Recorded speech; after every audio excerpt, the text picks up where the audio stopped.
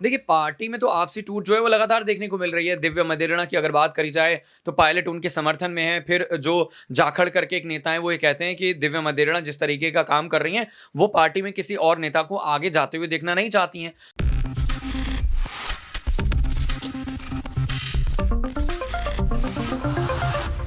नमस्कार, मैं कशिश और स्वागत है मेरे खास कार्यक्रम राजनीतिक गलियारा में। देखा जा रहा है लगातार कि राजस्थान में एक के बाद एक बवाल होता है और कोई ना कोई मुद्दा इतनी बुरी तरह गरमाता है कि यहाँ पर सरकार के टूटने का और सरकार की वापसी को लेकर सवाल खड़े हो जाते हैं। क्योंकि देखा जाए यहाँ पर तो राजस्थान के चुनाव अब बहुत नजदीक है, लगभग चौथा महीना इस साल का चल रहा है।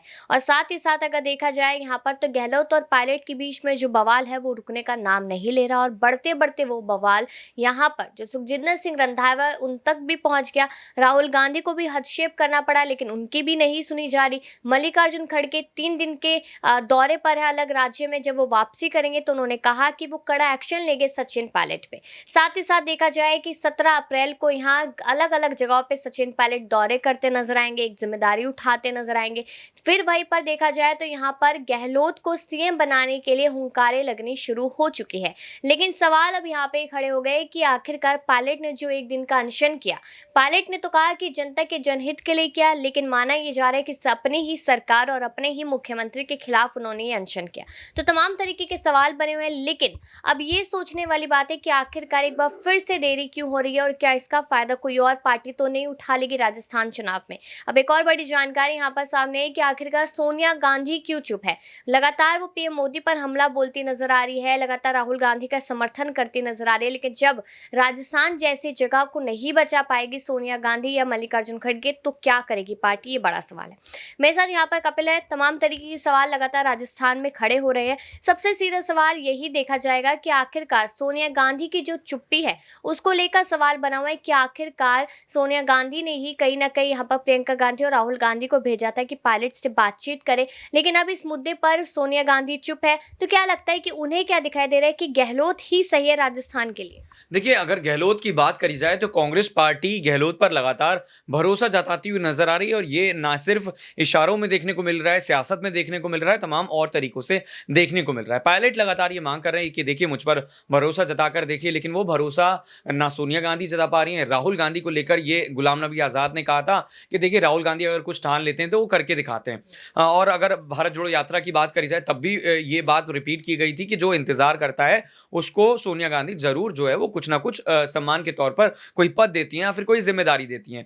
तो मुझे ऐसा लगता है कि कहीं ना कहीं सोनिया गांधी भले ही तमाम तरह के फैसले ले रही हूँ, राहुल गांधी प्रियंका गांधी से बात कर रही हूँ, लेकिन इस बात की संभावनाएं अब बहुत कम नजर आ रही हैं कि पायलट को लेकर जो है वो कोई कन्विंसिंग फैसला कांग्रेस कर पाएगी। और साथ ही साथ कहीं ना कहीं अब सचिन पायलट को अपनी किस्मत का या फिर राजनीतिक करियर का जो फैसला है वो खुद करना पड़ेगा। और सोनिया गांधी की नाराजगी को लेकर देखिए जो 3 मंत्री थे उन पर भी कहा जा रहा था कि गाज गिरेगी, लेकिन क्यों नहीं गिरी? क्योंकि वहां पर गहलोत थे। जहां जहां गहलोत इन्वॉल्व होंगे वहां पर ये संभावनाएं होंगी कि दूसरे पक्ष को मुसीबत उठानी पड़ेगी और गहलोत के वो जो मंत्री होते हैं वो सेफ रहते हैं। बिल्कुल माना जाएगा। लेकिन अगर देखा जाए यहाँ पर कि पायलट ने जो एक दिन का अनशन किया उसको लेकर उन्होंने कहा कि जनता के जनहित के लिए किया, यानी कि देखा जाए तो कहीं ना कहीं उन्होंने अपनी सरकार पर हमला बोला। और इस बात पर केसी वेणुगोपाल साफ तौर पे कहते नजर आए कि नहीं ये अफवाह है, इस तरीके की बात की। लेकिन सुखजिंदर सिंह रंधावा ने कहा कि जो फैसला और जो कदम यहाँ पर पायलट ने उठाया वो पूरी तरीके से सही है। तो क्या माना जाए कि अब वो ज्यादा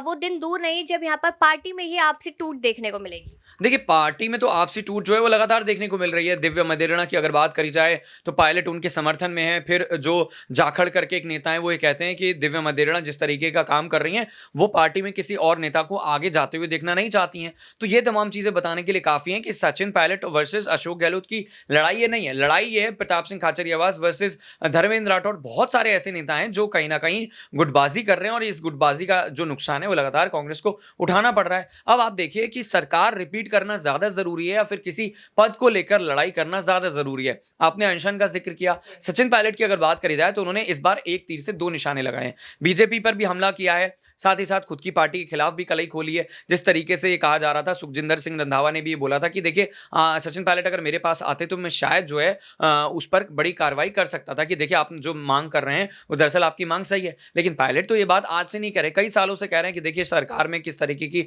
बातें हो रही हैं, हम वापस चुनाव में जाएंगे तो क्या मुंह लेकर जाएंगे। तो पायलट की अगर बात करी जाए तो अपनी जगह सही है, लेकिन वो जिस तरीके से अनशन कर रहे हैं वो कहीं ना कहीं एक तीर से दो निशाने थे। अपनी सरकार के खिलाफ भी ये बता दिया कि मैं खड़ा हुआ हूं और जनता को ये भी बता दिया कि मैं सरकार के खिलाफ भी खड़ा हुआ हूं। अब ये कहीं ना कहीं देखने वाली बात होगी कि पायलट कहीं ना कहीं एक बड़ा फैसला लेते हैं या नहीं, क्योंकि अब उन्होंने कहा है कि मैं आला कमान से फिर से बातचीत करूंगा।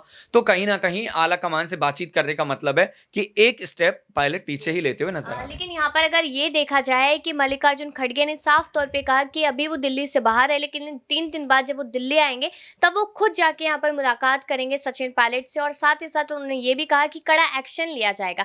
तो कड़ा एक्शन क्या, यहाँ पर उन्हें पार्टी से बाहर कर दिया जाएगा? क्योंकि मुझे लगता है कि शायद पार्टी यहाँ पर ऑलरेडी इस बात से डर चुकी है कि पायलट एक बार बगावत कर चुके हैं, इसका नुकसान पार्टी को हुआ। उसके बाद अगर इस टाइम पर भी बगावत पायलट करते हैं तो भारी नुकसान इस बार देखने को मिलेगा, क्योंकि यहाँ पर आम आदमी पार्टी जिस तरीके से मैदान में कूदी है तो एक तरीके से कहीं ना कहीं यहाँ पर कांग्रेस के लिए परेशानी तो वैसी खड़ी हो रही है। तो कड़े एक्शन से आप क्या समझ रहे हैं कि मल्लिकार्जुन क्या कुछ करते नजर आए? देखिए, अगर कड़े एक्शन की अगर बात करी जाए तो मुझे नहीं लगता कि पायलट को पार्टी से बाहर निकाला जाएगा।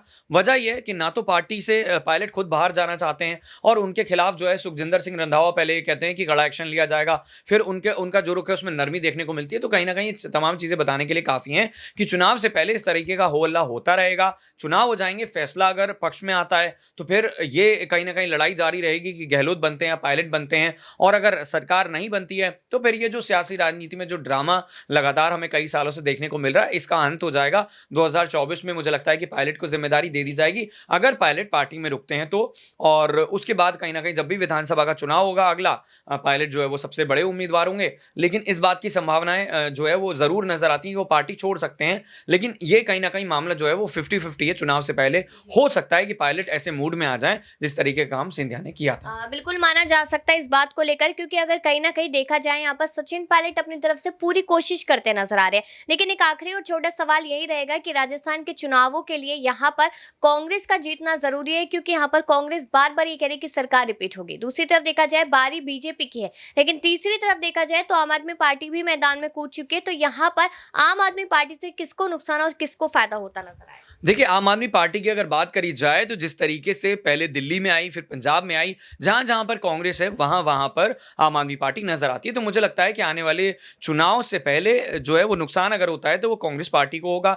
बीजेपी का अगर वोट बैंक की बात करी जाए तो हिंदुत्व की राजनीति पर जिस तरीके से बीजेपी तेजी से आगे बढ़ रही है उसका वोट बैंक सुरक्षित है, और कहीं ना कहीं जो खतरा है वो कांग्रेस को है। हालांकि अगर आम आदमी पार्टी की बात करी जाए तो जिन मुद्दों को लेकर आगे बढ़ रही है, राजस्थान में कितने चलते हैं मुद्दे, कहीं ना कहीं देखने वाली बात होगी। राजस्थान में जो है वो बहुत ज्यादा हिंदू मुस्लिम का मुद्दा नहीं चलता है, तो ये चांसेस ज्यादा हैं कि आम आदमी पार्टी जो है वो कहीं ना कहीं सरकार बनाने के करीब पहुंच सकती है, और हो भी सकता है कि बीजेपी को चौंका दे। क्योंकि केजरीवाल की अगर बात करी जाए तो जिस तरीके से वो मुद्दों को रख रहे हैं, कहीं ना कहीं जनता जो है वो काफी कन्विंसिंगली उन्हें सुन रही है और पढ़े लिखे नेता के तौर पर जाने जाते हैं, और ये जो छवि है ये कहीं ना कहीं काम कर सकती है। हालांकि आम आदमी पार्टी के लिए मुकाबला लगभग 50-50 के आसपास। बिल्कुल माना जाएगा, क्योंकि यहाँ पर कांग्रेस पार्टी पूरी मेहनत करे, लेकिन पार्टी के अंतःकलह यहाँ पर नुकसान करा सकते हैं। बीजेपी यहाँ पर कमर कस चुकी है, लेकिन अरविंद केजरीवाल भी पीछे हटने वाले नहीं है। तो सीधा सवाल ये है आपसे कि आपको क्या लगता है कि क्या अगर पायलट को सीएम बनाया जाए तो इस पर सोनिया गांधी का फैसला ही कुछ बड़ा कमाल कर सकता है या फिर नहीं?